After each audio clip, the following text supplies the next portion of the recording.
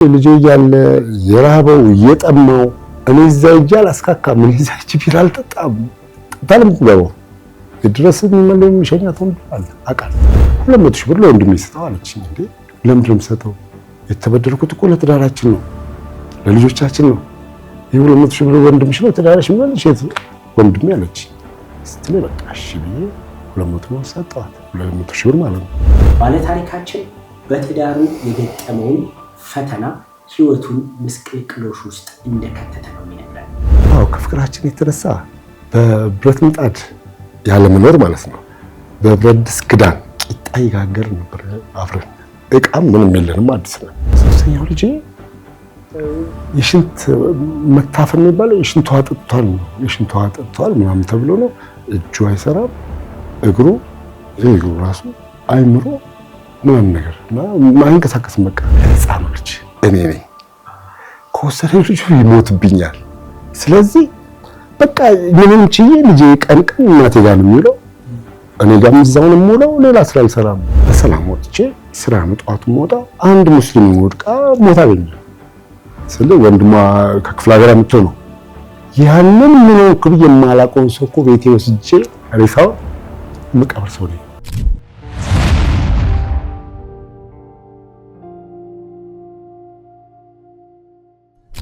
6 ዓመታትን የደርግ ወታደር ሆኖ ኢትዮጵያን አገልግሏታል። በኋላ በኢትዮ ኤርትራ ጊዜ ዳግም ለሀገሩ ዳር ድንበር ድረስ ዘልቋል። ዛሬ ላይ ስማቸው ገኖ ከሚነሱ የመንግስት የሥራ ኃላፊዎች ጎን ቆሞ አብሮ ተዋግቷል፣ አዋግቷል። የዛሬው ባለታሪካችን ሻምበል ጸጋዬ ታዲያ ህይወት ለኔ ጥሩ ጎኗንም መጥፎ ጎኗንም አሳይታናለች ይለናል። በአንድ ወቅት 24 ሰራተኞችን ያስተዳድርበት የነበረው የግል ድርጅት ባለቤት ነበረ።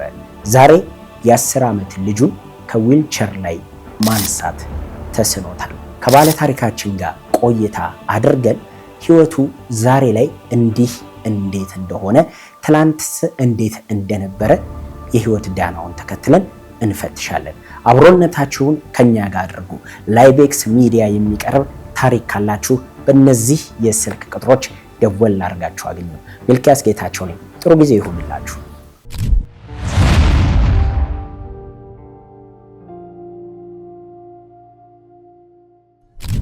ሻምበል ጸጋዬ እንኳን ደህና መጣ። ሰላም ነው? እግዚአብሔር ይመስገን። የህይወትህ ምስቅልቅሎሽ የሚጀምረው የትዳር ህይወትህ ሲናጋ ነው። ከሱ በፊት ወደ ትዳር እንዴት እንደገባ እስቲ እናስታውስ። ከባለቤት ጋር እንዴት ተዋወቃችሁ፣ እንዴት ተገናኛችሁ የሚለውን ነገር እናወራ። ቆንጆ ጥያቄ ነው። ያው ወታደር ቤት ነኝ ኢትዮጵያና ኤርትራ ጊዜ ማለት ነው። እሺ እሷ ከኤርትራ ተፈናቅላ ወደዚህ ነው የመጣችው። ኢትዮጵያዊ ተብሏል ነበር። ሲባል ወደዚህ መጣች። አማርኛ አትችልም፣ ምንም አትልም። ያው ወታደር ደግሞ እንደምታየው ነው፣ ይወጣል ይገባል፣ ፍቃድ ወስዶ ማለት ነው። እቺ ልጅ ከትምህርት ቤት አገኛታለሁ ስታልፍ ማለት ነው። ከዛ በኋላ ያው ቁጭ ባልንበት እንትን መጣች፣ አወራኋት፣ አጫወት፣ ተግባባን። ለትዳር ሀሳቡ የለኝም፣ ግን አጋጣሚ አረገዘች። ሲረገዝ ጸጋዬ ብላ ላስወርድ አለች። አይታሰብም አልኳት። ለምን ብታስብ ብትሞት ግንኙነት ጀምራችሁ ማለት ነው። እንዳታስወርድብኝ በቃ እንዳትሞት ነው ነው እሷን ህይወት ነው ያሰብኩና እሺ አለች። በዛ ተረከዘ። ወደ አዲስ አበባ ወደዚህ ሲባል ፍቃድ ነው እንጂ ሀረር ቅያሬ እሺ የሆነ ገጭ ጋር ነበርና ወደዛ ስቀየር እሷንም ይዣት አዲስ አበባ መጣ። ቤተሰቦች ጋር አስቀመጥኳት። እኔ ወደ ግንባር ሄድኩኝ። ሀረር ነበረ ዝውውሩ ማለት ነው። ወዲያየል ጀነራሎች ምናምን አሉ። እዛ ተቀየረ ሄድኩኝ። እዛም ተቀይሬ ቆየው። መጣች ልጅቷም የተረገዘችው ማለት ነው። ጥቁር አንበሳ ወደ 2 ወር ምናምን ተይታለች። ግፊት ምናምን ስለነበረባት ማለት ነው። ያንንም ከመከላከያም ከምን ማድረግ ያው ዛሬ ልጅቷ ተወለደች። በዛ ትዳር ቀጠልን። ስለዚህ የትዳር አጋርን የሰጠ የኢትዮ ኤርትራ ጦርነት ነው። ያን ጊዜ ምንም የለም፣ ዘሩም የለም፣ ብሔር የለም። አንድነትን ነው የምታውቀው። እኔ አማራ ነው አናውቀው። እንዴት ይፈረከሳል ምለው ነገር ሁሉ ነበር እኮ ብሔር እንዴት አማራ ሆኖ አታውቀውም እየተባለ በዛን ሰዓት ነው እንግዲህ የሚገርም ነው። በኢትዮ ኤርትራ ብዙ የኢትዮ ኤርትራ ግጭት እና የኤርትራ መገንጠል ብዙ ትዳሮችን ያፈረሰ ነው። እኔ በልጅነት አይምሮዬ የማስታውሰው የጓደኛዬ ቤተሰቦች ነበሩና ብዙ የፍቅር ግንኙነቶች ብዙ የትዳር ህይወቶች የፈረሱበት ነው። ለአንተ ደግሞ በተቃራኒው ትዳር ያገኘህበት ሁነት ነበር። በጣም የሚገርም ነው። ስለዚህ በዚህ ሁኔታ የመሰረትከው ትዳር እንግዲህ መዋደዱ ነበር ፍቅር እስከ ቅርብ ጊዜ ድረስ በጣም ነው የምወዳት፣ በጣም ነው የማከብራት።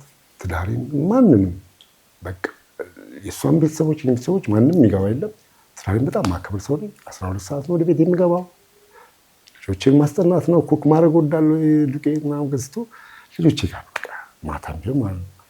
የትዳር ጣዕሙ በጣም ቆንጆ ነው፣ ጣፍጣል። በዛን ሰዓት ምን ይላል። አሁን ነው ሲኦል የሆነብኝ። ፍቺ ከመጣ ምን ያህል ጊዜ ሆነ? ጭንቅላቴ እየረሳ ያለ እየመጣ ስለሆነ እንጂ ቢያንስ 4 ዓመት 5 ዓመት 5 ዓመት ይሆናል። ኢትዮጵያ ማነው አሁን ጸሎት የነበረ የኤርትራና የሰሜኑ ጦርነት በዛን ሰዓት ነው በቃ ይሄ ነገር የመጣብኝ እንጂ አላውቀውም፣ በፍጹም አላውቀውም። ስራውዬ ወደ ቤት ለመግባት ችኮላ ነው፣ ብቻ ነው። እቃ ሄዱኛል ጓደኞቼ፣ እንደ ጸጋዬ እቃ ይዞ የሚገባ ይላሉ። አዎ ለልጆቼ የሆነ ነገር ይዤ መግባት እወዳለሁ። ከጦሩ ከተገለልክ በኋላ ምን መስራት ጀመርክ? ቤተሰብን እንግዲህ እያኖርክ ነበር። በምን ስራ ነበር? ምን ቆንጆ ጥያቄ፣ ደስ የሚል ጥያቄ ነው። 6,000 ብር መከላከያ የተቀናሽ ተብሎ ይሰጥ ነበር፣ የድጎማ ማለት ነው። በዛችና በብድር አድርጌ መጥረጊያ ቤት ከፈትኩኝ። የቤት የቁሙ መጥረጊያ የውጩን ጀመርኩ። ብዙ ብራንች ያለው ወደ 13 አይነት አለው። ድርጅት ሰራተኞች አሉ፣ ወደ 20 ምናምን ሰራተኞች ነበሩኝ። ሮሜዳ ማለት በፋብሪካ ደረጃ ነው የሚመረተው። በፋብሪካ ደረጃ ነው። እኔ ግን በትንሽ ነገር ሞዲፊክ ነበር የምሰራው አርጌ ነው እንጂ ትልቅ ነው ማሽን የሚያስፈልግ። ግን በሞዲፊክ ብዙ ነገር ሰራ ነበር። መርካቶ፣ እነሺ ሰለሞን ኃይሉ ሱፐርማርኬት፣ አባድር ሱፐርማርኬት፣ እነፋንቱ ሱፐርማርኬት እነዚህ ሁሉ ረከቡኝ ነበር። ለዛውም ጊዜ አላደርስላቸው ከትእዛዙ ብዛት ማለት ነው። ስንት ሰራተኞች ታስተዳድር ነበር? በስር ወደ 23 አስተዳድር ነበር። 23 ሰራተኞች። ሂሳብ ሰራተኛ አለ፣ ሁሉ ነገር የተመቻቸ እንትን ነበረኝ። ስለዚህ በዚህ ስራ ትኖሩ ነበር? በዚህ ስራ ተዳደር ነበር። ጥሩ ደረጃ እንደርሳለን። ምንድን ነው የጸባችሁ መንስኤ? እንግዲህ እንደማየው የኢኮኖሚያችሁ ጥሩ ነው፣ ፍቅር አለ። የተገናኛችሁበት ሁነትም ከጦርነት ጋር የተያያዘ ስለሆነ ይሄ አንዱ ለአንዱ ማሰቡ አለ ብዬ አስባለሁ። በረሃ ላይ የተገነባ ፍቅር ነው፣ እንደኛ በየካፍቴሪያው የተገነባ አይደለም። ከተማ ላይ እንዳለ ነው ሰዎች እና በበረሃ ላይ የተገነባ ፍቅር፣ ውሃ እየጠማችሁ እየራባችሁ እየተቸገራችሁ የገነባችሁት ፍቅር ነውና ምንድን ነው የጸባችሁ መንስኤ? ከፍቅራችን የተነሳ በብረት ምጣድ ያለመኖር ማለት ነው። በብረት ድስት ክዳን ቂጣ ይጋገር ነበር አብረን። እቃም ምንም የለንም፣ አዲስ ነን። ግን ያኔ ፍቅር ነበረ። አሁን ደግሞ አንድ ወንድም አላትና ወንድሜ ከትግራይ ይምጣ ስለ እሺ ያልኳት መጣ። አንድ ክፍል ነው ቤቷ። እዛ ላይ አብረን ተቻችለን እንኖራለን። 2 ዓመት ኖራ እኔ ጋር ማለት ነው፣ ከወንድሟ ጋር። እሺ። ከዛም በኋላ ግን ነገሮች እየተቀየሩ መጡ። በቃ ፊቷን የማጥቆር የመነጫነጭ ምናምን ነገር ማኔ ወደ ስራዬ ነው እንጂ ቦታ አልሰጠሁትም። መጨረሻ ላይ ቦታ ነበረኝ ወደ 250 ምናምን ካሬ የሚሆን ማለት ነው። ያንን ቦታ ከአዋሽ ባንክ ረስቼንሱን ከአዋሽ ባንክ 200 ሺህ ብር ወሰድኩኝ ብድር ያለ ዋስትና። ቦታ ስለነበረኝ ያችን ቦታ መሰረቱን አውጥቼ ፎቅ ልገነባ ነው ካርታውን እንትን ብዬ ማለት ነው። እና ለአንበሳ ባንክ ላከራይ ነበር እንደቅዴ 200 ሺህ ብር ለወንድሜ ስጠው አለችኝ። እንዴ ለምንድን ነው የምሰጠው? የተበደርኩት እኮ ለትዳራችን ነው ለልጆቻችን ነው። ይሄ 200 ሺህ ብር ወንድምሽ ነው ትዳራሽ ምን ማለት ወንድሜ አለች። ስትለኝ በቃ እሺ ብዬ 200 ብር ሰጠኋት። 200 ሺህ ብር ማለት ነው። ለወንድሟ ሰጠ? አዎ ስጥ አለች። እሺ ብዬ ሰጠኋት። ያን ከወሰደች በኋላ ነገሮች እየተለወጡ መጡና ክስ ተገባ። ፍቺ። በምን? ትዳር አልፈልግም አለች። ለምን? እኔ ደግሞ ለምን በቃ አልፈልግም ስትለኝ ምክንያቱን ንገሪኝ። ዘሬን ነው የማገባው ስትለኝ ማነው ዘርሽ? እዛ እንዴት ነው? በጣም አዘንኩኝ። በቃ ቀጥ ያልኳት ፍርድ ቤት ሄደች ከሰሰች። ፍርድ ቤት ደግሞ ምንድን ነው ምክንያትሽ? ይጠጣል አልጠጣም በመስራት አልጠጣም ነው ያልኩ። ፍርድ ቤትም የግድ ማፋታት ስላለበት ቦታ አለው አለች። ፍቺ ላይ ማለት ነው። እኔ ቦታ የለኝም አልኩኝ። ይጠራ ተባለ። ወረዳው ተጣራ። ወረዳውም የለውም አለ። በኔ ስም አልተመዘገበማ። በካርታው ካርታ ገና አልወጣለት። ስለዚህ በኔ ስም በእሱ የተመዘገበ ቦታ የለም ብሎ ተነገራት። ፍቺ ተባለ። ተፋታን። በሳምንቱ አይሞላም ሳምንት ይህን ቦታ ሽያጭ መጣልኝ። ሸጥኩት 1.5 200 ምናምን ካሬ በአራጅ ማለት ነው። እንዴት ነው ያለውን ነገር ተሽጦ መኪና ገዛሁኝ። ምን ቪትስ ያቢስ ማለት ነው። ያን ገዝቼም ደግሞ አልደበቅኩም ለልጄ ለትልቋ ልጄ ማለት ነው። ያው መኪና ገዝቻለሁ። ከዛ ላይ 700 ሺህ ብር ነው ያወጣሁት ከ1.5 ላይ ያኔ 6 ከ10 ሰጠው 90 ሺህ ብር ነው እጄ ለሚቀር። እሱም ሰርቪስ አደረኩኝ ካልሲ አልቀየርኩም። ከዛ በኋላ ሄደች አሳገደች። ይግባኝ ማለት ይችላል እስከ 6 ወር አሳገደች። ሲታገድም ያው መኪናውም እንትን ተባለ፣ ተሰረቀ። ብዙ ነው ሚኪዬ ስቃይ ያየሁት ፍዳ። መኪናው ተሰረቀ ማለት ከነነፍሱ? አዎ ተሰረቀ። በ21 ቀን ውስጥ አገኙት። ረዳት የለኝም፣ አይምሮን ያሙኛል። የት ነው የተሰረቀው? ሽሮ ሜዳ። ባቆምክበት አይደለም ክራይ ብለው መጥተው። እኔ ያን ጭንቅላቴ ተነክቷል። ልክ አይደለሁም እና ይችን ያውቃሉ። ልብሬ ማንጋ ነው። አንድ ባንክ ሰራተኛ አለ እሱ ጋር ያስቀምጥኩት። በቃ ልክ አልነበርኩም። የትዳር 24 ዓመት ትዳር ቀላል ነገር አይደለም። ልጆችን ታጫውታቸው ነገር ምናምን ነገር እረዳለሁ። አበርኩ። ያ ሲሆን በቃ ያንን እንትን ተባለ። የሚያጣሩ ሰዎች መጥተው ጓደኞቼ ማለት ነው ክራይ ስጠዋሉ። መኪናው እማቆ ነገር የለኝም። እሺ ይከራይ፣ ውልም የለንም። ሰጠሁት መኪናው። እሱ ይዞ ሄደ። መኪናው ገቢም የለኝም ምን የለኝም። ከዛ በስንት ጊዜ በቃ አልቅሼ መኪናውን ፍለጋ ማለት ነው እየዞርኩ የት ባገኝ ቆንጆ ነው። ሐምሌ 19 ጫካ ውስጥ አሉ ፖሊስ ጣቢያ ሁሉም ማሳወቄ ማለት ነው። ዶክሜንት አምጣሉ። ዶክሜንት አመጣው። ለዛ ለጥበቃ ብለው ለ21 ቀን ለቆበት ጉልበተኞች መጥተው እኛንን ይሄን ያህል 10 ሺህ ብር 5 ሺህ ብር ካላመጣ አሉኝ። 5 እና 10 ሺህ ብር አይደለም 10 ሳንቲም የለኝም። ረዳት የለኝም። ጎኔ ብቸኛ ነኝ። የለኝም አልኩኝ። በቃ መኪናውን አታስነሳ ምናምን ሲሉ ያ ብር ተከፈለ። ለሽያጭ ገባ ያ መኪና ማለት ነው። ቁልፉን ይዞብኝ ጠፍቷል ያ ሰው። ቁልፉን ከእንደገና ሂደ ከሌላ እነዚህ የሚከፍቱ አሉ እነሱ ጠርተውልኝ ጓደኞች አንዳንድ ሰው ረዱኝ። እግዚአብሔር ይመስገን። ያ መኪና ማስጫኛው ምናምን ወጪ አለው። የዛን ወጪ ከየት ላምጣ? እንትና ጋር ሄጃለሁ አጣሁት። ይሄ ማነው አርቲስቱ?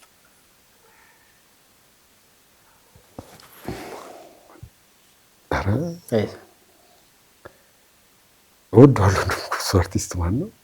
ቲቪ ላይ የሚሰራ ያ እንትና ልጆ ያለማን አለብሽ ዲቦ ጆሲ ነው። ጆሲ የእሱን ስልክ አግኝቼ ለእሱ እንኳን ችግር የነክሬ መኪና እንዲያድንልኝ ቢያንስ የልጄ ነው መንቀሳቀሻ ነው ልጄን ይዤበት የሚሄደው ማንቀሳ ምን ብል እሱም ላገኘው አልቻልኩም። በቃ ሽያጭ ተብሎ 300 ነው 200 ሺህ ብር ሰጡኝ። ያን 200 ምናምን ሺህ ብር ነው የሰጡኝ። የሸጥከው? በቃ ስንት ነው የገዛው? 700 ከ10 700 ሺህ ብር። እቃ ጎሎት ነበር? ምንም ንጹህ መኪና ነው። በቃ ብር የለኝም። ማን አለኝ? ያቺን መኪና አስጭኖ እዛ መውሰጃ ለነዛ የሚከፈል ለምናምን የለኝም። ለማን ላማክረው? ስለዚህ ምንድነው ማድረግ ያለብኝ? ከምበላ በቃ ይወሰድ አንተ ተደረገ እና በእንደዛ ነው የተሸጠው መኪናው ማለት ነው። ከዛም ለልጄ የሚሆነውን ነገር አደርጋለሁ። አዝዩ የት እሄዳለሁ፣ አዝናናዋለሁ። ምን እላለሁ ጭራሽ እዛ ላይ ነው መኪናው እንትን ያለብኝ። ሌላም ያለውን ገንዘብ የሚያሳገደችብኝ እንትን ያለ ሰውየውም ሁሉ ሚኪ ቆይ እስኪ የምትረዱኝ ነገር ይኖረኛል እናንተ ተከታትላችሁ ማለት ነው። የማውቀው ነገር የለኝም። ማድናቸው 800 ሺህ ብር ቦታ አለኝ፣ ቤት ኮንዶሚኒየም አለ። አንድ ባለሀብት ነው የገዛኝ። እሱንም እንዲህ ብዬ አላናገርኩትም። አሁን እስካሁን ድረስ ገዝቼዋለሁ። ሽጠህለት? አዎ ኧረ እሱ ራሱ ሰጥቶኛል ለሽያጭ ማለት ነው 800 ሺህ እና የእሱም ዶክሜንት አለኝ። እዛ ላይ ነው የሚኪ እንግዲህ ፍቺው ተከናወነ በዚህ መልክ ፍርድ ቤት ተከናወነ ፍቺው። በትዳር ስንት ልጆች አፈራችሁ እናንተ? ሶስት ልጆች አፍርተናል። 3 ልጆች። የመጀመሪያዋ ሴት ናት። ሁለቱ ተከታታይ ወንዶች ናቸው። ሶስተኛው ልጅ ነው ህመም ያለበት? እስቲ ንገረኝ፣ ምንድን ነው ህመሙ? ሶስተኛው ልጅ የሽንት መታፈን የሚባለው የሽንት ውሃ ጠጥቷል ነው። የሽንት ውሃ ጠጥቷል ምናምን ተብሎ ነው። እጁ አይሰራም፣ እግሩ ራሱ አይምሮ ምናምን ነገር እና አይንቀሳቀስም። በቃ መንቀሳቀስ አይችልም። አንተንም ታጎርሰው አንተንም ይታያል እንጂ ሴት ጅማ ለዛ የለው። ከሰሉም ምንም ራሴ ነኝ። ሴቱኝ ልጅ ነው ማሳ ስቅዬ ማለት ነው። ስለዚህ ዛሬ ነው ያለው። ይሄኛው ልጅ ከመጣ በኋላ ነው ጸብ የመጣው በመካከላችሁ? እንደው ፍርድ ቤት ከመሄዳችሁ በፊት ይሄ የየለት ግጭት ምንድነው የምንለው ይሄ ጭቅጭቅ ቤት ውስጥ ነበር? የለኝም። ቀጥታ ትዳር አልፈልግም የሚል ነው የመጣው። ይሄ ነው። እኔ ምሳ ውጭ አልበላም፣ ቤቴ ነው የምትበላው። ለምሳ ስመጣ ነው እንደዛ የተባልኩት እና አዲስ ነገር ነው የሆነብኝ። ብሩን ለወንድሟ ከሰጠ በኋላ ከሰጠ በኋላ ነው ሚኪ። አሁን አብራህ አንድ አካባቢ ነው የምትኖረው? አንድ አካባቢ ነው። እሷ ከሰርቪስ ቦታ ትኖራለች፣ እኔ ከፊት ለፊት እኖራለሁ። የምንኖሩበት ቦታ ምንድን ነው? የግላችሁ ነው? የእናትና አባቴ። እሷ የእናት አባቴ ግቢ ውስጥ ነው የምንኖረው? ለምንድን ነው ያልወጣችሁ? ለህፃኑ ልጅ እኔ ነኝ ከወሰደ ልጁ ይሞትብኛል። ስለዚህ በቃ ምንም ችዬ ልጄ ቀን እናቴ ጋር ነው የሚውለው፣ እኔ ጋርም እዛው ነው የምውለው። ሌላ ስራ አልሰራም። ነግር ነበር ከሌላ አዲስ አበባ ከወጪ ጋር 20 ሺህ ብር አገኛለሁ።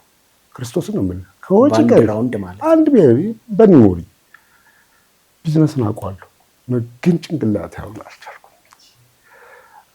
እግዚአብሔር ምስክሬ ነው። እንዲህ ነው ብዬ ልነግርህ በሚከብድ እንትን ያለኝ እና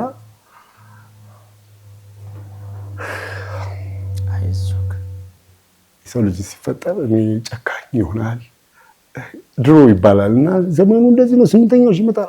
እያየሁት ነው። እናት ለልጇ የምትጨክልበት አባት ለልጁ ለምን እንደ እሳት አልቀልጥም።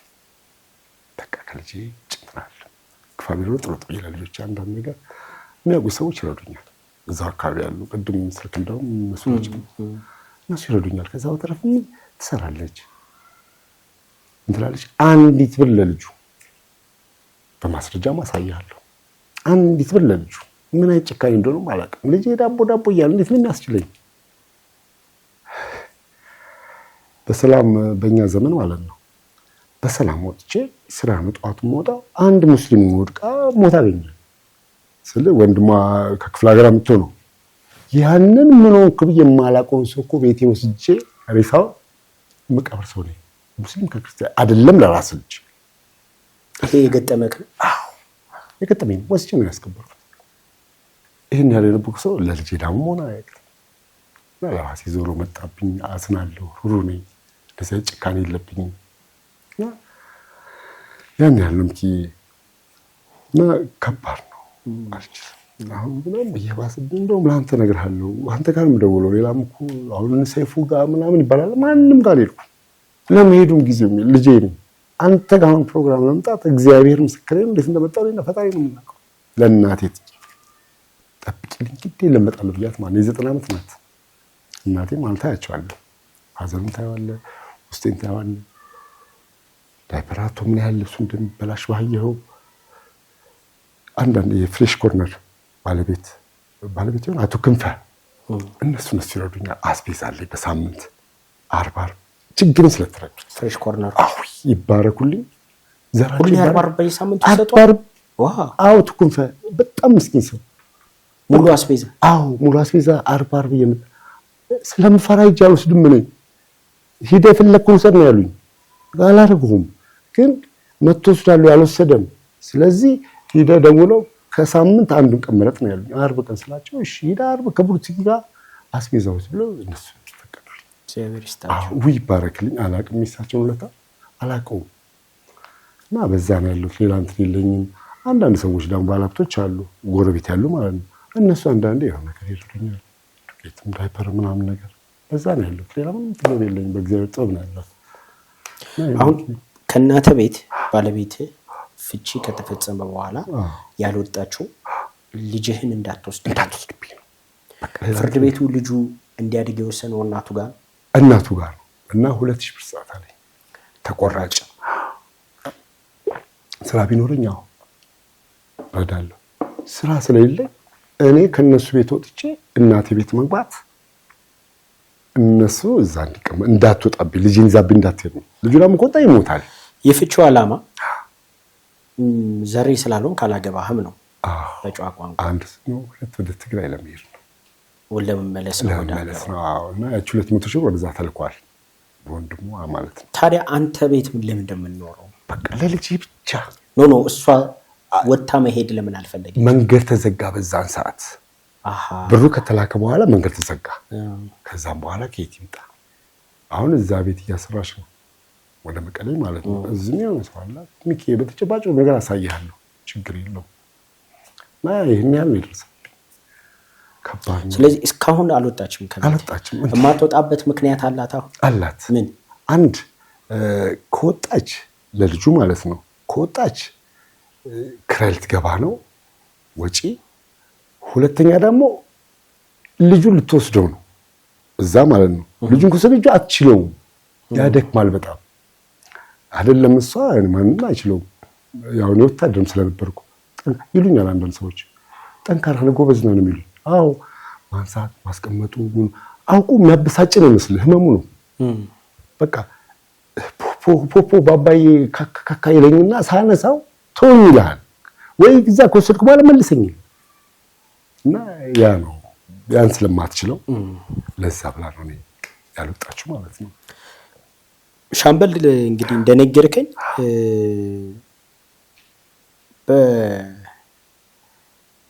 በልጁ ላይ የሚፈጸም በደል አለው ብለኸኝ ነበር በስልክ ስናወራ። ምንድን ነው? አንድ ምግብ አይበላም፣ አይሰጠውም። ምግብ ጨርሶ አያገኝም። ሁለተኛ ዳይፐር በቃ ጠዋት ተነሳ አስቀመጠችው እዛ በር ላይ እኛ በር ላይ ማለት ነው። ዊልቸር ላይ ተቀመጠ ሄዳለች። እሷ ማታ ነው የምትመጣው። ያን ሙሉ ቀን ሙሉ ዋይ ምን ሲል የሚለው ሙዚቃና መዝሙር ይወዳለች። ጂፓስ አለች የገዛችለት። ያችን ጂፓስ ስልክ የለኝም በአሁኑ ሰዓት። ለምን ለልጄ አገናኝቼ እሰጠዋለሁ። እሱ ይከሰክሳል። ሳላው የሆነ ነገር ላምጣ ሲል ሰውታል። ማን አማክራለሁ ሲለኝ ስልክ ራሱ የለኝም እንጂ በጣም በደል ይደርስበታል። ህፃናትና ሴቶች ራሱ ሂጄ ባለፈው እንትን ብዬ እንመጣለን ቀርጻለን ምናምን አሉ አልመጡልኝ እንጂ ልጁ በጣም ይበደላል። በጣም ስቃለው። እሱንም አሳያለሁ በተጨባጭ ማስረጃ ስልክ ስለሌለ ከዳሩ አረጋለሁ። እና ይሄን ያህል በጣም በደል አለበት፣ በጣም ስቃይ አለበት። ልጁ ሲናደድ የመደንገጥ ባህሪ ያለው እንዲህ መድረቅ ባህሪ ማለት ነው። እሱን ደግሞ ቶሎ ቅፍ አድርገህ ካላወበልከው ብሎ እንትን ይልባል። ኮላፕስ እና ቁጭ ብሎ እንደዚህ ነው ይሄዳል። አለ ብላል እኮ የለም ያን ስቃይ አለው። ከቢያን ጥያዋለች ወይ እጅ አልሰራ ስራ አውቀዋለሁ። ስራ በጣም የስራ ሰው ነው፣ ግን እንዳልሰራ ታሰርኩኝ። አመልክም አላመልክም ቀን አልበላም። እግዚአብሔር ምስክሬ ነው። ለሊት 7 ሰዓት ለምን ምግብ ስታቀርብ እሱ እንደምጎዳበት አያውቅም። አየሁ አይደል ባባዬ እንትን ብሎ ይላል። በቃ እኔ አንሱ ይየው አልበላም። እሱ ማንሳት ማስቀመጥ አይን ያለው እንጂ ስንት ዓመቱ ነው ልጅ? 10 ዓመት። 10 ዓመት። ሕክምና ተሞክሮለታል? በምን አቅም መጀመሪያም ሲወለድ ጀምሮ ሕክምና አያውቀውም። ያው ኪኒን ይሰጣል። ያቺን ኪኒን ብቻ ነው የሚጠጣው። የመዳን እንትን አለው ይባላል። ተስፋ ዶክተር አለው። በምን ስንት ለነፍሳቸው የሚያርዱ ሀብታሞች አሉ፣ ግን አያገኙም። እኛ ዳዎቹ ላይ አያገኙም። ችግረኛውን አያገኘውም። እና እኔም ለማግኘት ደግሞ አልችልም። ያው ከልጅ ዛሬ እችን ሱሪ ማታ አጥባታለሁ ከደረቀ ክርስቶስ ነው የምልህ። ወደ 150 ሱሪ ነበረኝ። ከዛ ሁሉ ዛሬ እችን ሱሪ ካካ ከነካብኝ አጥቤ ማታ አስጥቻት ጠዋት አረጋታለሁ። እሱን ስትሸከመው ካካ ነው የሚያው ተቅማ እንትን ላይ ይለቀዋል። ዊልቸር ላይ ቁጭ በቃ እሱን አጥባለሁ። ይሄ ነው ባለቤት ላይ ወይም የቀድሞ ባለቤት ላይ የምታያቸው የባህሪ ለውጦች አሉ? ምን ታረጋለች? አሁን ታረጋለች መሰለህ? ለልጅቷ ቤት ተከራይታለች። ለኔ ልጅ ዲያስፖራ ነው ከእስራኤል የመጣ ነው ተብሎ እዛው ጎረቤት ተከራይታለች። ራቅ አድርጋ ማለት ነው። አግብታለች፣ ልጅ አግብታለች። ስታገባም እዛም ላይ እንትን አለው ተጨረበረ ልበል ወይስ እንዴት ልበል? እሱ ሽምግልና ተጠየቀ። ሽምግልና ተጠይቆ መቀሌ ሄዶ ግን ሌላ ሴት አግብቶ ነው የሚጠይቱ ብላይም አለ ፌስቡክ ላይ። ከዛም በኋላ ነች ሸዋሸዋ ነው ስራው። ይጋር አልገባኝም። ትክክለኛ ጋብቻ አይደለም። ለልጅክ ሽምግልና መጣ? እኔ የለሁበትም። አልተጠራሁም። እሺ ልጅ ጋር ሽማግሌ ሲልክ አግቢው ሰውዬ ሌላ ቦታ ሄዶ አግብቶ መጥቷል ነው? አዎ እሷን ሽምግልና ጠይቆ ማለት ነው መቀሌ ከትግራይ ሄዶ አግብቶ በፌስቡክ ተለቋል ስልኩ ፎቶ ማለት ነው። እና ይሄ ምንድነው ስትለው እሷም አይተዋለች። ምንድነው ስትለው ይሄማ በዳይት አድርገውብኝ በእንደዚህ ምናምን የተለቀብኝ ነው ያው እንትን ነው ብላ እሷም ዝም ብላለች። እኔ ቤት ውስጥ ተከራይ አለች። ከእሷ ጋር ማታ ሲጠጣ አድሮ መጥቷል። እነሱ ጋር ሊገባ ማለት ነው። ያኔ በቃ ናቀኝ። በወንድነቴ እንኳን አባት መሆኔ እንኳን ትንሽ አያከብርም ብዬ በጣም እናደድበታለሁ።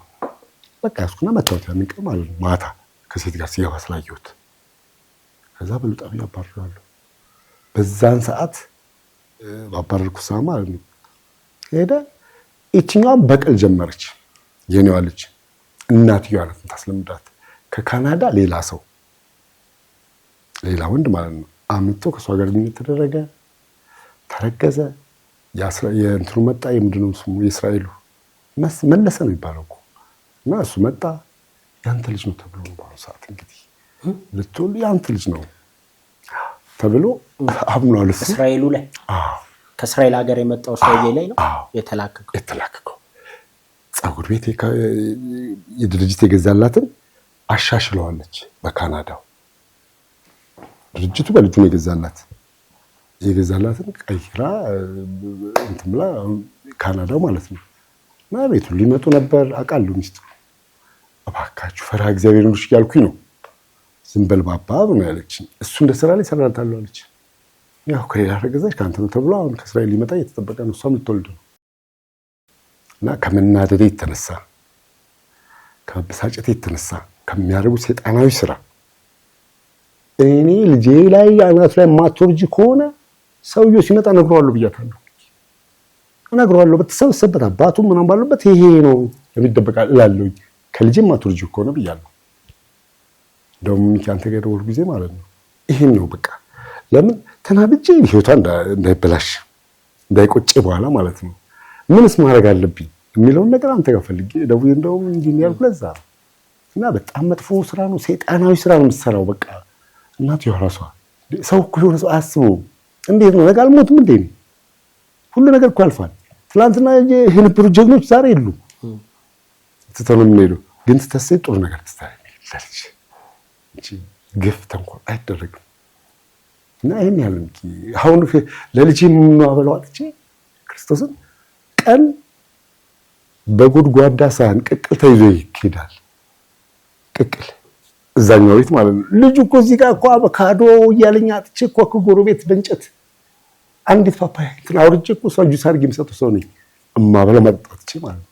የትኛው ቤት ነው የምትወስደው? ሌላ ወንድሟ ተከራየ። አዎ ለዛኛው ተከራይታ የለ የኔ ልጅ ከጎን እዛ ቤት ነው የሚሄደው። እዛ ደግሞ በሪከርድም አሁን እኮ እጄ ላይ ምንም ስልክ የለኝም።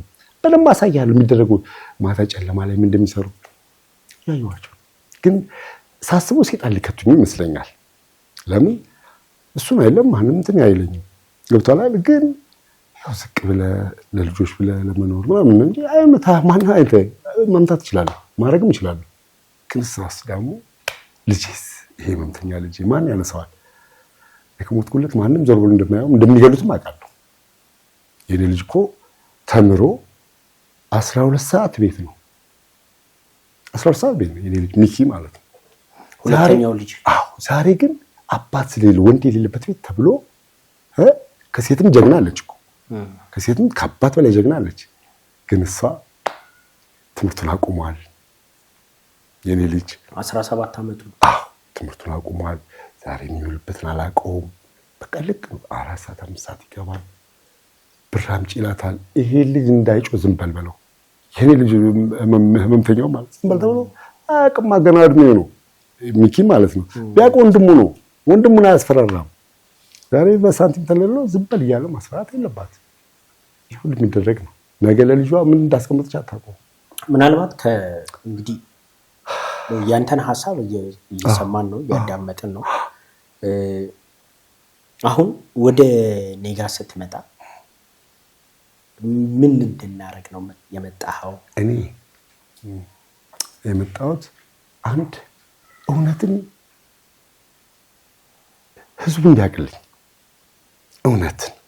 አዎ እንደኔ ብዙ ሰው የተጎዳ ነው በዚህ ዙሪያ ማለት ነው እንደዚህ። ስለዚህ ህዝቡ አይቶ ደግሞ ለህፃኑ የሚሰጠውን ፍርድ ይፈርዳል።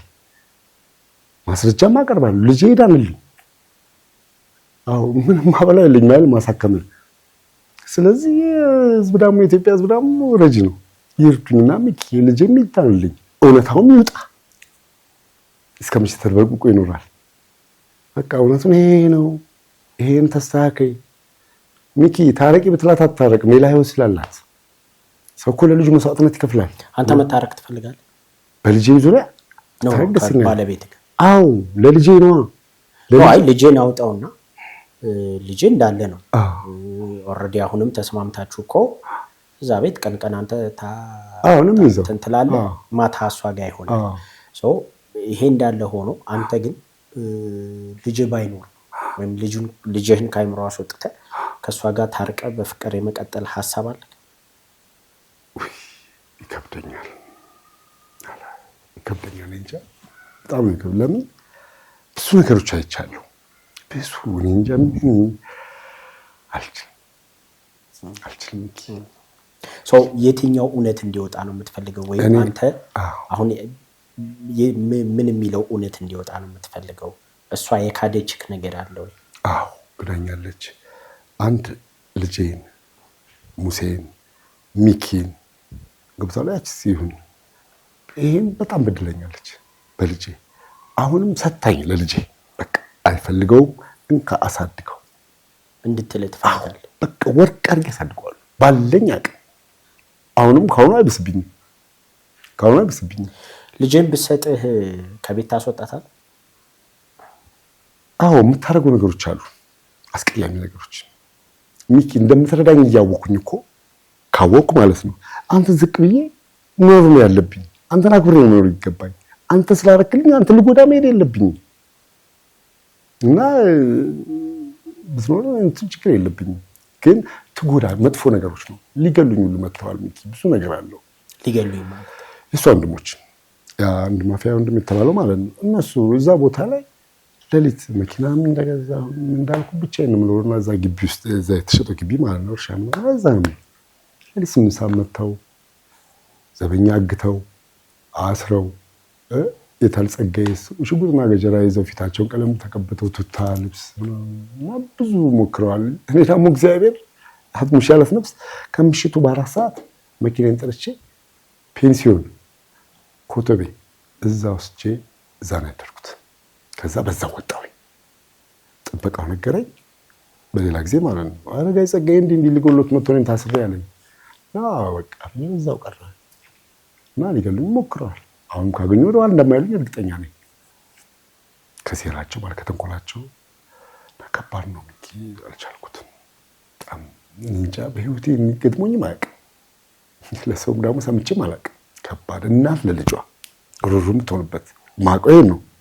ጭራሽ ገጀራ ለልጄ ገጀራ በለው። አሁን ልጄ እያለ የራበው እየጠማው እኔ እዛ ሂጅ አላስካካም። እኔ እዛ ሂጅ ቢራ አልጠጣም። ጠጣለም ገባው ድረስ የሚመለው የሚሸኛት ወንድ አለ አውቃለሁ። ምንድን ነው የሚሰማህ? እኔ አልችልም። ግን እግዚአብሔር ጥንካሬው ሲሰጥ በቃ በእግዚአብሔር ኪዳነ ምሕረት ከኔ ጋር ናት። በቃ እሷ ናት ሁለመናዬ። ዊልቸር አጥቼ እኮ ማበላው እኮ አጥቼ ጊዮርጊስ ሂጅ ለምኛለሁ። ዩቲዩብ ላይም አለ የኔ ፎቶ የልጄን ማለት ነው። እና ይሄን ያለው ስለዚህ አሁን በዋናነት ወደዚህ የመጣህበት ዓላማ ከገባኝ ከተሳሳትኩ ታርመኛለህ። ልጅህን ተቀብለህ እሷን አስወጥተህ መኖር ትፈልጋለህ? አዎ፣ በሰላም አሁን ባለው ሁኔታ ልጅህን ተቀብለህ ወይም እሷን ውጪ ብትላት ልጅህን ይዛብኝ ትሄዳለች የሚል አመለካከት አለህ። ልጁን ሰተሽው አንቺ ወተሽ ኖሪ ወይም ደግሞ የአንቺስ ሀሳብ ምን ይመስላል ብለን እኛ ሚዲየተር ሆነን ገብተን እንድናናግራት እንድናወራት ፈቃደኛ ነህ? በጣም እንፈልገውም ይሄን ነው። ለምን እውነታ በቃ ልጁንም አታሳድገውም፣ አስረዳው ምን አትለውም። ስለዚህ ትስጠኝ እኔ መስላል አሳድገው አይሞት ልጁ ታየዋለህ። በአካልም ምን ያለ ተጎዳ። ይሄ ቂጡ ቆለጡ እዚህ የሚቀመጥበት ዊልቸሩ ሻሽቷል። ሳስቶ ምንድነው በዚህ ፈንትን እኮ እያደረኩኝ ነው ያለሁት። የሚደመድ ፓውደር የለም። አዎ እዛ ተጠጥፎ ስለሚውል ዊልቸር ላይ ነው። ፀሐዩ ምንም ያርፍበታል። ታየዋለህ ቦታውን ምንም እና ብሰጥ ወርቅ አድርጌ ያሳድገዋለሁ። እንደሚድል ደግሞ እርግጠኛ ነኝ። በእግዚአብሔር አምናለሁ። ይላልኩት እንደምታደርገው እርግጠኛ ነኝ ነው። ውስጡ ግን ተጎድቷል ልጁ።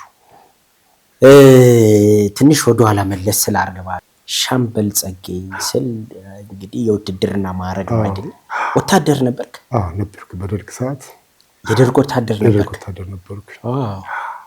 ስንት ዓመት አገለግልክ? 6 ዓመት። 6 ዓመት አገለግል።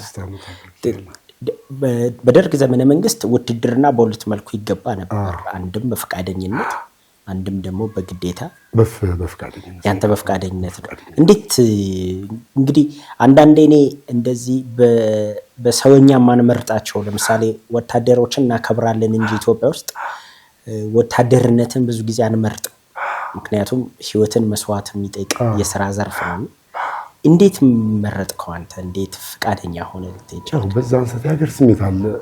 በእኛ እድሜ እኔ እስከማ ወደ 58 ዓመት ነው ስኖር በቃ ሁሉም ለሀገሩ ነው ቅድሚያ የሚሰጡና በዛን ሰዓት እንዲህ ነው ሲባል ወደ ሀገር ነው የምትገባው። መጀመሪያ እንደውም ያን ሰዓት ታደርግ ወደ ሌላ ቦታ ታስበው እና ያን በዛም ሬንጀሩ ስለበሰ ብርቅም ነበር። ዩኒፎርም በጣም ብርቅ ነው። እንደ ለብሰም ከተገኘ ትቀጣለህ። ዝም ብለህ ሜዳ ላይ ምናምን ኦፕን ይባላል። ይደርግ እየዞሩ በመኪና ማለት ነው። ከስራ ውጪ መልበስ አይቻልም። ስለብስ ደግሞ አለባበስን አሳምረህ ነው ፕሮቶኮል ጠብቀህ ነው። አልጋ ራሱ አይቀር እና በደርግ ሰዓት ቆንጆ ነበር። 58 ዓመት ነው። 58 ዓመት ነው። አሁን ያረጀው መስለው እኔ ነኝ። በዛን ሰዓት ምግቡም ራሱ ጥሩ ሻሜታ የምጠጣው እንደዚህ ነው እንጂ መጠጥ ማናውቀው። የወታደር ሰውነት አያረጅም የሚባለው እኔ ባንተ ነው ያለው። ስፖርት ማለት 83 እንግዲህ መንግስት ሲለወጥ ብዙ የደርግ ወታደሮች ህይወታቸውን አጥተዋል በወቅቱ። እንዴት ተረፍክ? እኔ በዛን ሰዓት አጋጣሚ ደድሳ መጨረሻ ሰዓት ላይ ለምርቃት ተብሎ ደድሳ መጣሁ። ከዛ ማሪን ኮማንዶ ይባል ነበር የባህር ዙሪያ እና በትምህርቴም እዛው ንጋው ተደረኩኝ። ከዛ ሳይው የጥቁር አባይ ምናምን ተይዟል። ስለዚህ ያለው አማራጭ መውጣት ነው። ስለዚህ ለዛ ወጥቼ አዲስ አበባ ገባሁ። እያበቃለት መሆኑን ያስታውቅ ነበር። አንድ ሰው እግዚአብሔር ይስጠው የጃል ሜዳ ሰው ነው አስታውሳለሁ። ትልቅ ሰው ናቸው። እሳቸው ናቸው ሹፌሩ። ዳፍ አውቶቡስ ይባል ነበር እና በዛ ዳፍ አውቶቡስ ነው ሪዘርቭ ጎማ ውስጥ ተቀቀለ። ጎማው ከስር የሚገባ ሁለት አለ። እዛ ላይ ነው መኪናው እንዲሄድ አንተ ከስር። ሙዚቀኞች ነበሩ።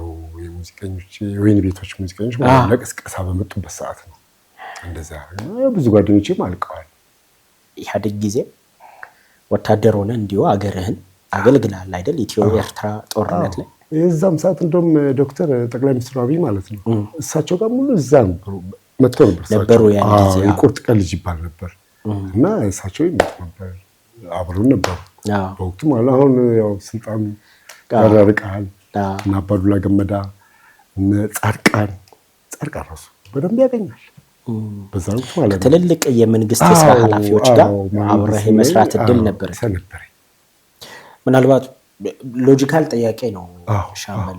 እንግዲህ አሁን እንኳን ቀን አንተ ጋር ለሚውለው ልጁን ትተወተ መኖር ማነው ወጥተህ መስራት ያቃተህ ነው ያለው። አሁን አንተ ጋር ስመጣ ክርስቶስ ምስክሬ ነው። ኪዳነ ምሕረትን አሁን ልቤ እዛ ነው ልጄ ጋር። ስለዚህ ሰታክ ብትሄድ በምንድን ታኖረዋለህ ሳትሰራ?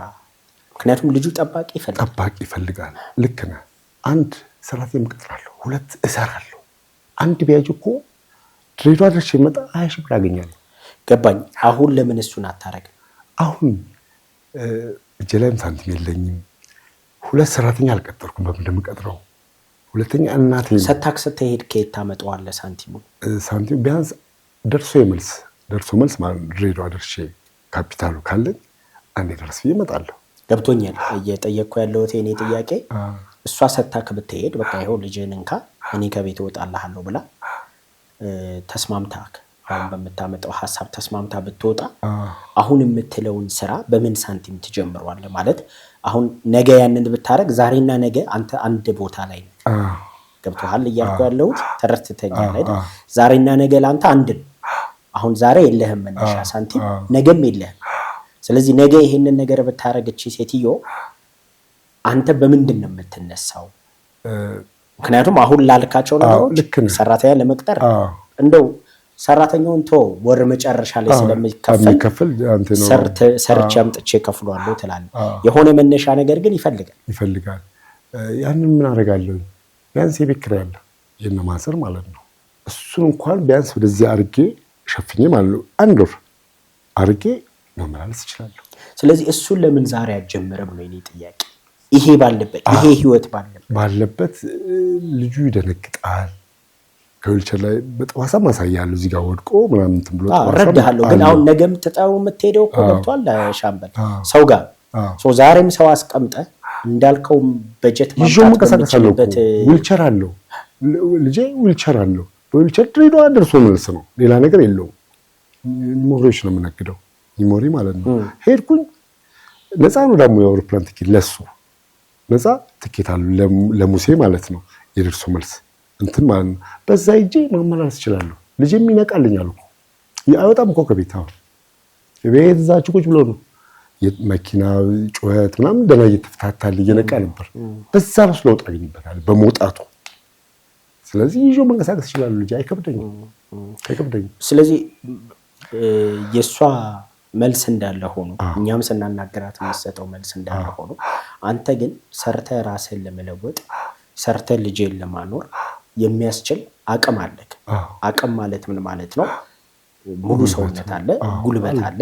ሁለተኛ ብር የምታመጣበት መንገድ አለ። የሆነ ያልተዘጋ መንገድ የሆነ መንገድ አለ። አሁን ቅድም እንዳልከው ኪራይ ተናርገ እንደዚህና ያንን እንዳለ እሷን አናግረን እሷ በሐሳቡ ተስማማችም አልተስማማችም አንተ ወደ ኑሮ መግባት አለ።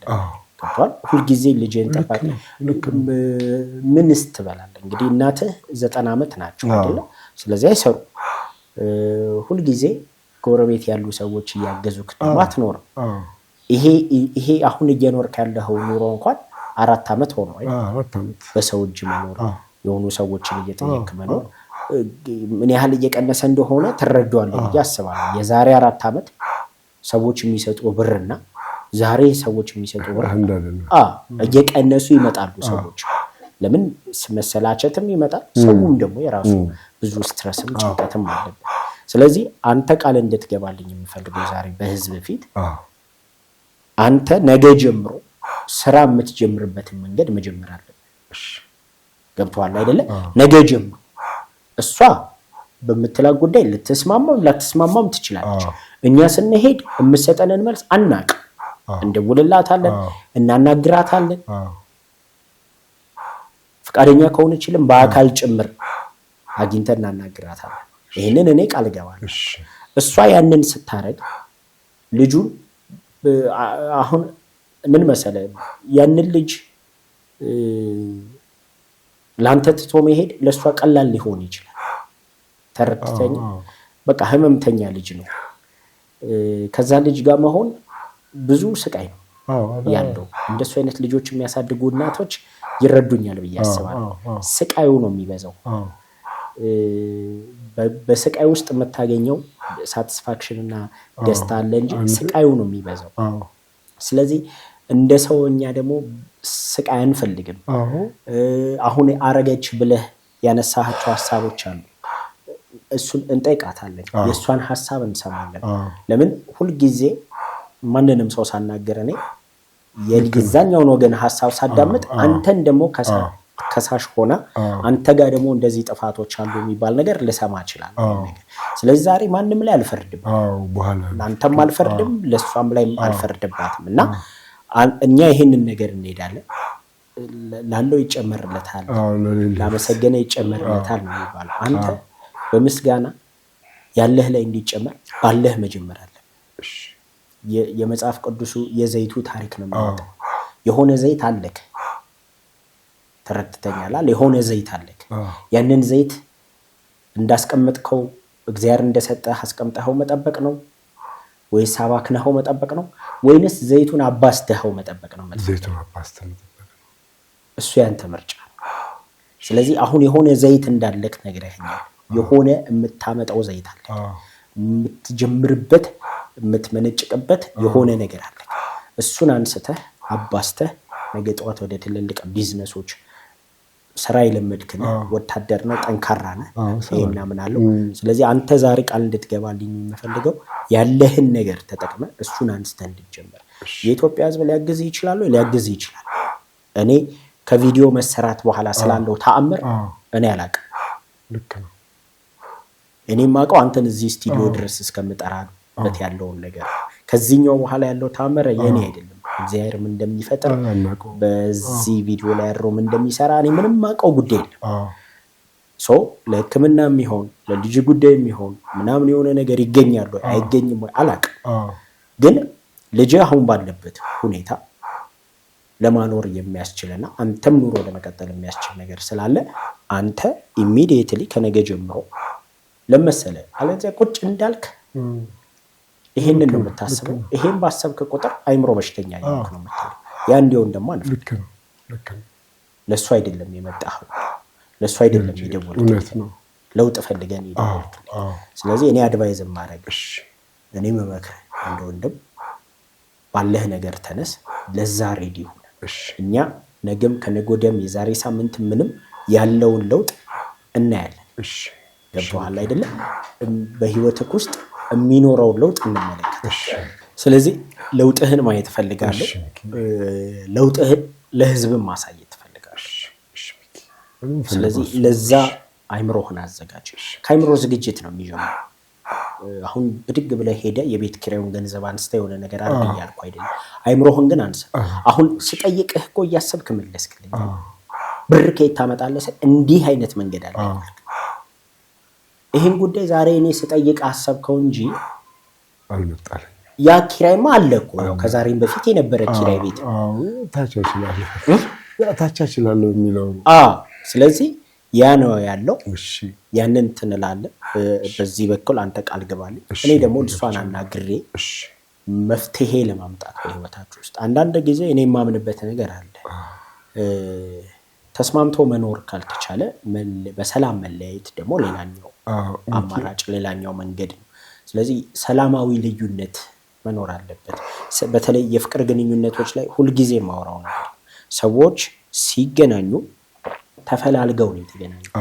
እወድሃለሁ ማንም ሰው አስገድዶት የፍቅር ግንኙነት ውስጥ የገባ የለም። ስለዚህ ወድጃታለሁ ብሎ ወድጄዋለሁ ብላ የገባችበት የፍቅር ግንኙነት በዛ ሂደት ውስጥ አለመስማማት ሊፈጠር ይችላል፣ አለመግባባት ሊፈጠር ይችላል። አንድ ሆኖ ከመኖር ወደ አለመሆን ወደ ልዩነቶች እየበዙ ሲመጡ መለያየት። ስንለያይ ግን ግዴታ መጣላት የለም። ስንለያይ ግዴታ ነገ ለቂም የሚያነሳሳ ነገ እንደው አይኑን አያሳየኝ ሊያባብል የሚችል አይነት ሴናሪዮ ውስጥ መግባት የለም። በቃ አልሆነም፣ ለነበረን ጊዜ ቴንኪው፣ መልካም ህይወት ይግጠምህ፣ መልካም ህይወት ይግጠምሽ ብሎ መለያየት ይቻላል። እንደናንተ ደግሞ ልጆች ካሉ መሃል ላይ ደግሞ ይሄ ነው አዋጩ መንገድ። ስለዚህ ልዩነትም ካለ በዚህ መልኩ ልዩነታችሁ እንድትፈጽሙ። እንግዲህ ልዩነታችሁን ፍርድ ቤት ወስኗችኋል፣ በፍርድ ሂደት ውስጥ ተፋታችኋል፣ በህግ ፊት ፍቺ ፈጽማችሁ። ስለዚህ ያንን በህግ ፊት የፈጸማችሁትን ፍቺ ወደ ሰውኛ መልሰ ነው ፍቺው በዚህ የሚቀጥል ከሆነ ለምን በሰላም አይሆንም? አንተም እዛ ያያሃት 10 ጊዜ ነገር እሷም ትንከማው ምናምን ያለውን ነገር ቁጭ አድርገን ፍቃደኛ ከሆነች እናናግራታለን። ፍቃደኛ ከሆነች ድጋሚ አንተም ባለህበት እናናግራታለን። እሷ የምትለንም ሐሳብ ሊኖር ይችላል፣ የእሷ እውነትም ሊኖራት ይችላል። ሴትም እውነት ሊኖራት ይችላል። እኔ ሰዎች ሁሉም ሰው የራሱ እውነት አለው ብዬ ስለዚህ እሱን እኔ አረጋለሁ። አንተ ለስራ ዝግጁ ሁን። ከዛ ባለፈ እንዲደረግ የምትፈልገው ነገር ከልጅ ሕክምና ጋር በተያያዘ ሀሳብ ካለ ከመናደዴና ከመበሳጨት የተነሳ ማለት ነው ሚኪ፣ እኔ አልዋሽም። የሰው ልጅ መግደል ኃጢአት ነው። የሰው ልጅ አይደለም ነፍስ ማጥፋት ኃጢአት ነው። እዛ ድረስ ደርሻለሁ። አመንከኝም አላመንከኝም አሲድ ገዝቻለሁ። ለምን ሊደፋባቸው በቃ ተቃጥያለሁ። ውስጤ እንዲህ ነው ይንገል። ግን ከዛ ሁሉ ደግሞ አልኩኝ እግዚአብሔር ሲያድነኝ ማለት ነው። ነግሬያታለሁ። እሷ ለትንሿ ለልጄ ብያታለሁ። የልጄን ህይወት እንዲያርግሻት ነው ያልኳት። ለባለቤት ለልጄ በሐሰት እኮ ተመስክሮብኛል ትዳሩ እንዲፈርስ ማለት ነው። እና መርዝ አሲድ ገዝቼ አስቃል በዚህ ነው ማቀልጥሽ ብያታለሁ። ለምን ልጄን ነው የማየው። ሁልጊዜ ቂጡ ተቀቅሏል እኮ ሁለማው ተበላሽቷል እኮ ልጄ። መዳን የሚችለው እስካሁን እንጉላለው በእነሱ እኮ ነው፣ በእኔ አይደለም። እኔም እንደዚህ አልሆንም። እንዴት ተመለስክ? እንግዲህ ብዙ ጊዜ እንዲህ አይነት መጥፎ ስሜቶች ከመጡ በኋላ ሰይጣን የሚያግዛል። የዚህ እሷ ከሌላ ማርገዝ በቃ ልጄን አትለቀው እንደማይለቁ ታውቃለህ። አሁን ግን ምን አልኳት? እንደውም አንተ ጋር ደወልኩ። አንድ እሱ ነው የማይሆን ከሆነ ልጄን ማለት ነው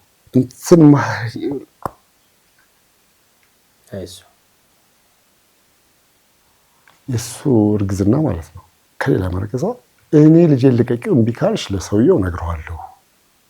ሌላ ማስፈራሪያ ስላገኘ ለዛ ስል ነው ጋብታ የፈጠርኩት እንጂ እስካሁንም አይኖሩም። እኔም አልኖርም አውቃለሁ እኮ ሰው ገላት ነው እውነት። ግን ምንም ብዙ ነገር አለ ይበላሻል። አካልህም ይታሰራል። ብዙ ነገር አካልህ ባይታሰር እንኳን ደግሞ አካልህማ በዚህ በላይ እስር ቤት የለውም። ካሁን ካለበት ህይወት በላይ ማንም እስር ቤት የለውም። ብዙ አይቻለሁ። ብዙ ምድራዊ ሲኦል ያለው። ለልጅህም ግን ትተርፋለህ። እንደዛ ቢሆን ኖሮ ለልጅህ ትተርፋለህ። አልተርፉም። አያል ጉዳቱ ያንን ነው ያዘኝ። ማሰብ ያለብህ እውነት እንደምትለኝ ለልጅህ ይሄን ፍቅር ካለ ህይወት ይቀይራል። እኔ እሱ ድኖ ጸጋዬ እንደዛ ነበርኩ። ጽድት ብዬ ነው የምንቀሳቀሰው። ግን ለልጄ አይደለም ይሄ ነፍሴን አልኩ ቀይረዋለሁ። ከልጄ በላይ ማንም የለኝም። ከሙሴ በላይ ማንም የለኝም። የምኖረው ለሱ እና አረጋለሁ። ሻምበል ሱስ አለብክ? አዎ። የምን የጫት በደርግ ሰዓት ሲጋራ ሲሰጥ በሄሊኮፕተር እየመጣ ነው። በረሃ ያለው ብዙ ነገር አለ እና ያን ያህል አይምናም ነው ያለው። ያም ከተኩ በኋላ አሁን ጀመረ እንጃ ወጥተ ነበር ከምንም ነፃ ነው። አሁን ግን ሚኪ መጨረሻ ወቅት ላይ እኮ ደውዬ አንድ ጓደኛዬ ነው ደውዬው ነገር ያለው ሚኪ አልቻልኩም ልፈነዳ ነው ራሴን ላጠፋ ነው እያልኩ እኮ ታስታውስ እንደው ደውዬ በቃ ያለብኝ ህይወቴ እንደዚህ ነው ብዬ ሰውን አልጠይቀው ማናገ ውስጤን የሚያብሰለስል ነበር። ከዛ ሁሉኝ እና ያሱሳለብኝ የጫት ሱስ አለ። እሱን ደግሞ የሚታርግል ስነ ልቦና ነው አሉ መሰለኝ። የሱን ሰውዬ ስልክ አጣሁት። ፓስተር ማን ነው የሚባለው? ሰይፉ ጋርቀስ ፓስተር ማን ነው የሚባል አንድ ስነ ልቦና አስተማሪ የተጣመመውን እናቃናለን ምናምን የሚል ትዳር ሰይፉ ላይ ፓስተር ቸሪ ሰይኒታ ፓስተር ቸሪ እሱን ፈልጌ ነበር። ለምን ያለው ውስጥ ምንም አይምሮው ለምስተካከሉ ከመስለኝ እየሄድኩ ብቻዬን አወራለሁ። ምን ሆንክ እስከሚሉ ማለት ምን ሆንኩ ነው ማለት እንቅልፍ አይወስደኝም። ቤት የምትታሳያሉ የእንቅልፍ ኪኒን አለ ጭንቅላት ሲመጣ እና ይሄን ያለኝ ስነ ልቦና ያስፈልገኛል ወደ ራሴ እንድመለስ ማለት ነው። እና በህይወት ያልኩ እኮ እግዚአብሔር ምስክሬን እንደዛ ጨለማ አይቻላል። እኛ በቻልነው የስነ ልቦና ድጋፍ የምታገኝበት መንገድ ተቋማቶችን ስፖንሰር ጠይቀን እሱን እንሞክራለን። እንደ እግዚአብሔር ፍቃድ እግዚአብሔር ነው የሚረዳን፣ እግዚአብሔር ነው የሚያግዘን። ግን ተቋማቶችም የሆኑ ግለሰቦች ፍቃደኛ ከሆኑ ነፃ አገልግሎት የሚሰጡ ሰዎች ወይም ተቋማት ፈልገን ከዛ ጉዳይ እንድትወጣ። አሁን የጫት ሱስ አለ በዚህ ሰዓት? አሁን ቀን እንቅልፍ ይዘኛል ከሱ ጋር ሳነሳ ሳስቀምጥ ምን ከቤት ማትወጣ ያቺ ናት። ሌላ ነገር የለብኝ። አሁን ጥቅም አለ? አዎ ጥቅም አለው። ስቅማለ ግን ስቅም ያው በ40 ብር የምትሸጥ የለችም ታገሮ የሚባል እንደዚህ ተቆጥሮ እሱን ከገዛው ቀን ሙሉ ውልበታለሁ አሳድረዋለሁ ለጧት እንቅልፍ ማለት ነው። ከዛ አስገብቻለሁ። ከዛ ውጪ ምንም አይነት ሱስ የለም ከጫት ውጪ የለብኝ። ምን እንዲሆን ትፈልጋለህ? ከልጅ ሕክምና ጋር በተያያዘ ካንተ ኑሮ ጋር በተያያዘ? እኔ በቃ ልጄ ድኖልኝ እንደ ማንኛውም ልጅ ይዤው ብሄድ ገብታለ አብሬው ከኔ ጋር በጣም በቃ ህይወቴ ልጄ መዳን ፈልገው ማለት ነው። ከሳትር ምን ይወጣልኝ? እንሳስ ምኖራለው ምትቀረኝ ትንሽ እድሜ ናት ገብታለ። ለልጄ ግን አሁን በዚህ ህይወት እኔ ብሞት ልጄ ወድቆ እንደሚቀር አውቃለሁ። እንደማይኖርም አይሞት ግን በእርግጥ እግዚአብሔር ነው አኗሪ እግዚአብሔር ነው ሰው አይደለም እንጂ በጣም ይጎዳብኛል። እንትን ካልኩኝ ማለት ለልጄ ነው የምኖረው ለማንም አይደለም። ሚኪዬንም ታይዋለህ። ስለዚህ ለልጅ ሕክምና ማግኘት ትፈልጋለህ? በጣም ዋናው እሱ ነው። እሱን ካገኘው እንፈልጋለሁ። ልጅ ከዳር ምን እንፈልጋለሁ? እና ካገኘው ማለት ነው። የልብ ኬዝ አለ ታይቶ አያውቅም። ግፊት በጥግጥ ህፃን ልጅ ግፊት አይዘውም አሉ። አንድ ዶክተር አማክራ አይዘውም አሉ። ሌላ ህመሞች አሉ ተመርምሮ አያውቅም። ይዳንም አይዳንም አላሉኝ። ይሄን እንኳን አውቄ ሞት ደስ ይለኛል። ይሄን ሚኪ መልካም እንግዲህ ለልጅ ጤንነት እንዲሰጥ ፈጣሪ እመኛለሁ። እንግዲህ ከህክምናው ጎን ለጎን እንደዚህ አይነት ልጆች ያሏቸው እናቶች ከዚህ በፊት አወራውበት አጋጣሚ የነገሩኝ ኤክስፒሪየንስ ሃይማኖታዊ የሆኑ መፍትሄዎችንም ማፈላለግ ያስፈልጋል። እንግዲህ አንተ ኦርቶዶክስ ነው።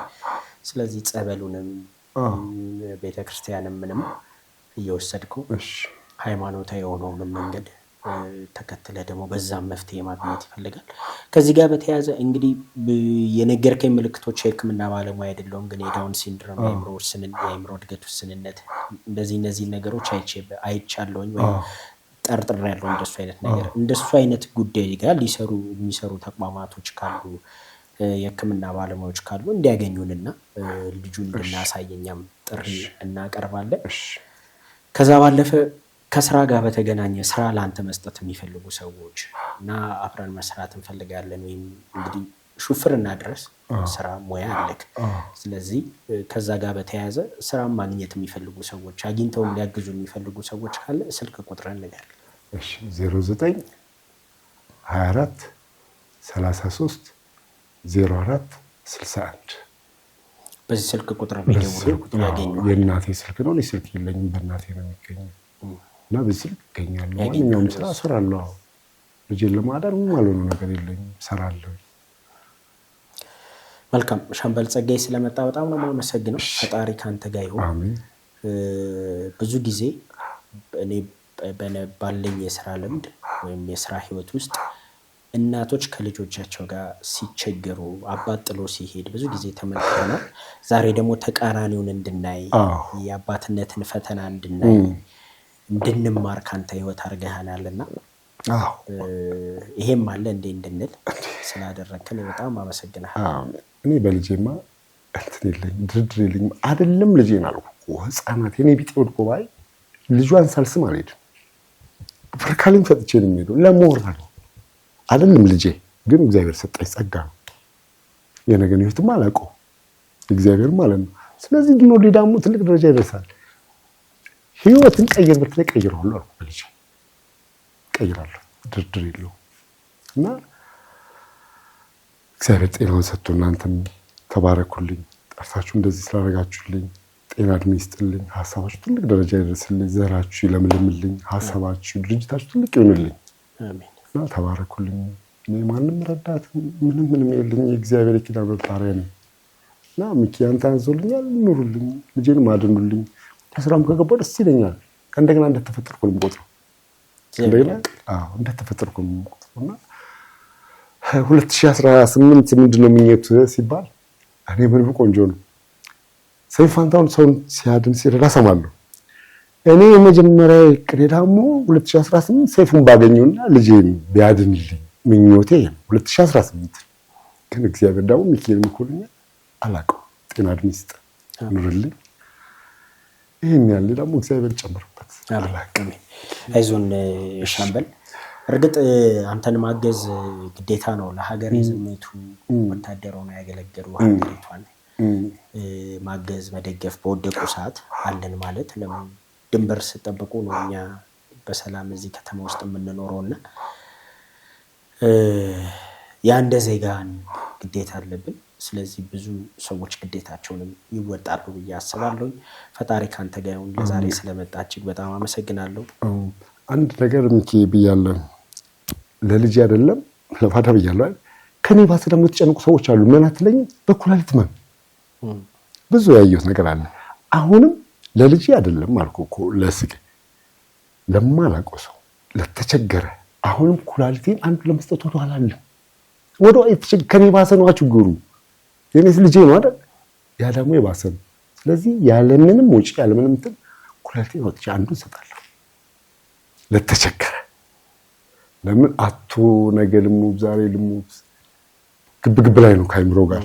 ለዚህ ሰው ብሆን ልጄን ደግሞ እግዚአብሔር ይምርልኛል ስላረኩኝ እና ይሄን ያህል ምኪ ሰጣለሁ። አሜን። ክቡራትና ክቡራን ተመልካቾቻችን የዛሬው ፕሮግራማችን ይህንን ይመስል ነበር። ትላንት በጦር ግንባር በዳር ድንበር ሀገራችንን ሲጠብቅ የነበረው ጀግና ወታደር ነው እዚህ ቁጭ ብሎ ህይወቱን ያካፈለን። ዛሬ ተቸገርኩኝ፣ ልጄን ታመመብኝ፣ ልጄን ማሳከም እፈልጋለሁ፣ እኔም ካለብኝ ችግር መውጣት እፈልጋለሁ፣ እናንተም ደግሞ ከኔ ህይወት ይህንን ተማሩ ሲል ቀደም ሲል ያደመጣችሁትን ታሪክ እንዲህ ባለ ሁኔታ አካፍሎናል። እናንተስ እጃችሁን ከምን ትላንትና እኛን የጠበቀንን ወታደር ዛሬ ደግሞ አለን ከጎን ብለን ስራ ሰተን ራሱን እንዲችል በማድረግ ለልጁ ሕክምና አመቻችተን የልጁን ህይወት እንዲስተካከል በማድረግ አንድ ለሀገር ቆሞ የነበረን ጀግና ዳግም ወደ ህይወት እንድንመልስ የዛሬው ፕሮግራማችን ጥሪ ነው። አብራችሁን ስለነበራችሁ እጅግ አድርገን ነው የምናመሰግነው። ሚልኪያስ ጌታቸው ነኝ። ሻምበል ጸጋዬን ማግኘት የምትፈልጉ ሰዎች በዚህ ስልክ ቁጥር ደወል አድርጋችሁ ልታገኙ ትችላላችሁ።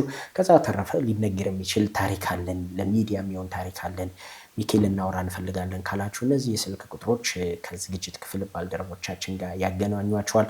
ደወል አድርጋችሁ ታሪካችሁን ልታካፍሉን እንደዚህም ስቱዲዮ ድረስ መታችሁ ደግሞ ቁጭ ብለን ልንማማርበት የምንችለውን ታሪክ ልትነግሩን ትችላላችሁ።